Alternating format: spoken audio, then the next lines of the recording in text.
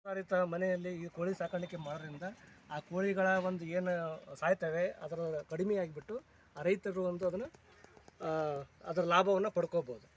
ಅದೇ ರೀತಿಯಾಗಿ ಈ ಒಂದು BV380 ಏನಿದೆ, ಇದು ಒಂದು ಬರ್ಡು. ಈ ಒಂದು ಬರ್ಡು ನಮಗೆ ಡಾಕ್ಟರ್ ರಾಘವೇಂದ್ರ ಅವರು ಹೇಳಿದಂಗೆ ನಮ್ಮ ಕೃಷಿ ವಿಜ್ಞಾನಗಳ ವಿಶ್ವವಿದ್ಯಾಲಯದ ತಾಂತ್ರಿಕ ಕಾಲೇಜಿನಲ್ಲಿ ಇಂಥ BV380 ಸುಧಾರಿತ ಒಂದು ಶೆಡ್ಡಿನಲ್ಲಿ, ಅಂದರೆ ರಾಯಚೂರಿನಲ್ಲಿ ಸಾಕಷ್ಟು ಬೇಸಿಗೆನಲ್ಲಿ ತಾಪಮಾನ ಸುಮಾರು 40ರಿಂದ 42 ಡಿಗ್ರಿಗೆ ಹೋಗುತ್ತೆ.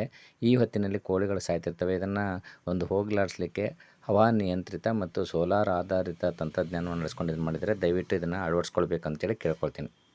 ಸುಧಾರಿತ ಮನೆಯಲ್ಲಿ ಈ ಕೋಳಿ ಸಾಕಾಣಿಕೆ ಮಾಡೋದ್ರಿಂದ ಆ ಕೋಳಿಗಳ ಒಂದು ಏನು ಸಾಯ್ತವೆ ಅದರ ಕಡಿಮೆ ಆಗಿಬಿಟ್ಟು ಆ ರೈತರು ಒಂದು ಅದನ್ನು ಅದರ ಲಾಭವನ್ನು ಪಡ್ಕೋಬೋದು.